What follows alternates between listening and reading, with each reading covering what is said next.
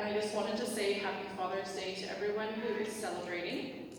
And this morning, my sermon is about walking into new life, and it includes some stories about my dad, and he is probably watching on YouTube Live near Ottawa this morning. So we'll begin, walking in the newness of life. God, may the written word and the spoken word lead us into your living word, our rock and our redeemer. When I was a little girl, likely around 7 years old, my dad packed his bags. You may have seen bags like these before, those big 80s style, vinyl pressed to look like leather, big chunky zippers. They were very impressive. I can remember where I sat perched with my sisters as my mom cried, hugged him, cried again, and he drove away. I don't remember if I was worried that he was leaving, but I knew it was certainly a big deal for Dad to go away for this long. My uncle, he came to stay at the farm to keep things running, and so the routine of the days of school, playing with my sisters, and then eating dinner after the cows were milked, all that resumed. It was not a common scene for a dairy farmer to be leaving, not to go far away at all, and never to leave. Most farmers I've known are deeply connected to their animals and their chores and their crops and the seasons, all the routines that shape each and every day without end. And as much as Dad did thrive on that routine, he was always looking to learn and do something new. This trip he took wasn't actually a sad one, nor a permanent trip. He had qualified for a Rotary exchange to learn about farming in Australia. And so he did return 6 weeks later, walking in the newness of life, full of friends, stories, and adventures, and a fresh perspective. In the verses today from Paul's letter to the Romans, he's talking about new life and new energy. And we hear that we have been buried with Jesus by baptism into death, so that just as Christ was raised from the dead by the glory of the Father, so we too might walk in the newness of life. The way we understand this text now is as a simile or a metaphor. This message was huge for Paul. Those following Jesus saw the details around his death and resurrection as a huge focus. Somehow this Jesus had more strength and relevance after his death. And there is a way that we too can die of certain things, but sometimes those deaths can offer new beginnings. And in this death can be an aspect of freedom because we discover that living in love is in fact the joyful way.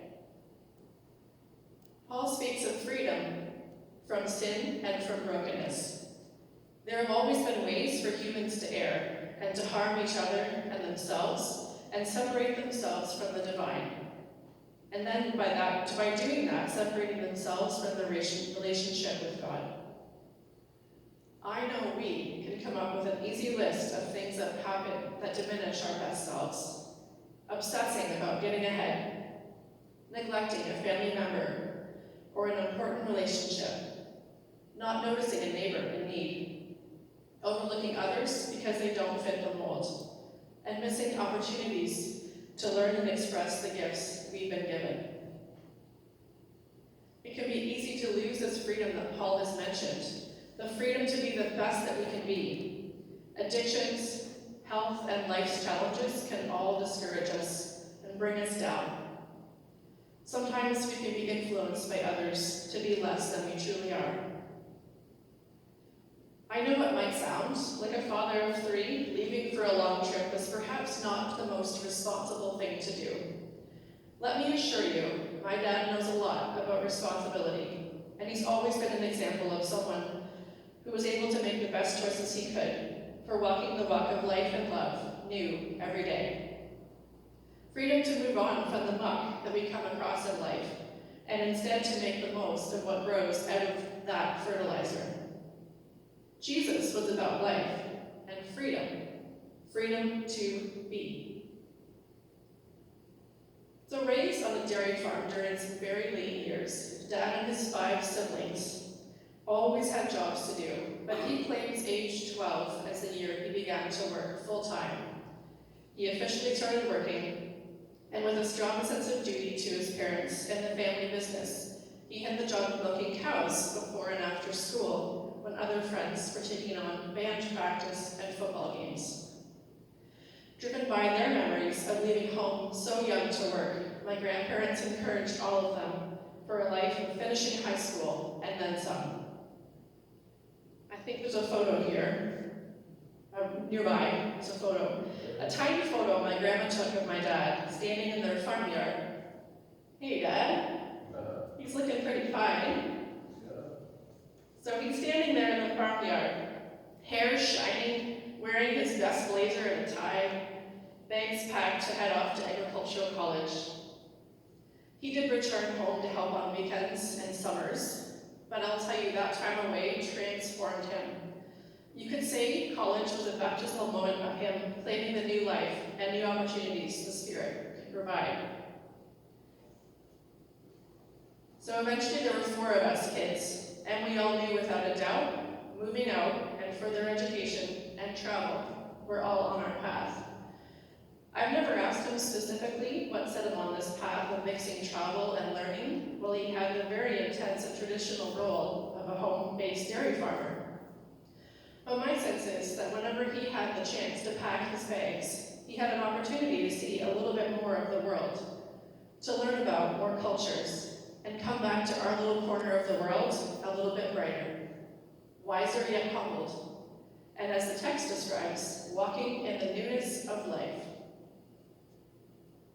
It might seem strange that I'm connecting an important part of my dad's parenting to the times when he left, when he packed his bags. But thanks to the flexibility of his brothers on the farm, and my mom who often stayed home with us, these trips for farm business and exploring helped him bring the world home to us, which made us all more open and aware, and I think empathetic to others. His experiences brought home to us that others don't always work and live and worship like we do. But we could learn from the history and context he was soaking in all the differences that make this world an awesome place. Some families get stuck. Some people get stuck in the old ways, stuck in closed minds, stuck in old patterns. And in that stuck, there's not much freedom for new life and new growth and new adventures. Because our dad traveled and reached beyond our farming community, others came to us as well. We hosted travelers over the years from Australia and China and Wales and beyond to live in our home. And from countless other countries, people also came to tour the farm and talk to my parents about farming practices. In a place in my neighborhood where most of us more or less looked the same and worked and practiced our faith the same, we were learning more about the outside world. He could easily have stayed home and closed off from the world, but he kept that door open, and he continues to today. It would have been so easy to close off and just work. Work hard at the cost of his health, his family, his relationships with church, and his spouse, and his kids, and community. But Dad's never been too busy to assist those in need. He didn't and doesn't judge others who are different and don't fit in. And I wonder if he hadn't packed those bags, what insights and learning would we all have missed as a result? In these times of caring for each other distantly through a life-altering international pandemic and striving to learn more through matters like the Black Lives Matter movement and this month of celebrating Pride, I'm thankful for the example my dad set to seek greater understanding of the world and all of creation beyond us. In Paul's conversation in Romans, he states that our old sins and the worst parts of our old selves have gone away with the death and resurrection of Jesus. And because we're in Christ, we have the same Spirit of Jesus in us and with us. This allows us to be dead to sin, truly free from everything that belittles life and our lives, and allows us to be alive in God. And this morning I wonder, what does it look like to be fully alive for you and for me. What does being fully alive really mean in the context of Father's Day and our shared ability to be fathering influences in our community? I got talking the other day with Reverend Sue about some key ways that Jesus was fully alive, in a lot of ways that men in his day were not. He was unconventional in the way he represented the roles of work and care. He was alive in God when he changed his career pathway to embrace a whole new journey as a healer. He was honest about his feelings, and he cared and nurtured others in ways that were not the norm. Consider the love and attention he paid to children who were often treated merely as property, meant to be only seen and not heard. What kind of life would he have led if he hadn't pursued this calling and developed his gifts? Wouldn't it be a shame if we hadn't seen him caring for God's people and he hadn't created a community and called others to do the same? We wouldn't have known his name. We wouldn't have a church community. And the same can be said for us. No one is served by us being less than we can be. Nobody is served when we're less than we can be. Everybody loses when we don't use our baptismal freedom to be all God has made us for. On this Father's Day, we acknowledge that while everyone has had a father in some form, we know that some relationships have been difficult and disrupted. None of us are immune to struggles and pain and worry, and the never-ending pressure to think we have it all on our shoulders, or that our opinion is always the right one. And sometimes we're afraid to do the right thing for fear of being criticized. The text today reminds us of who we really are. Divine children of God, our Father and Mother, brothers and sisters of Jesus, made to be free from everything that would diminish life and love. Our text today encourages us to be who we really are. So as you move from worship today, think of how you can be open to the gifts and callings within yourself, so you can renew yourself and be open to others. Sometimes that might mean venturing outside of your usual comfort zone and routine to keep your heart and mind open and new. Maybe packing your own bags for a trip around the block, or in these times, maybe a virtual trip.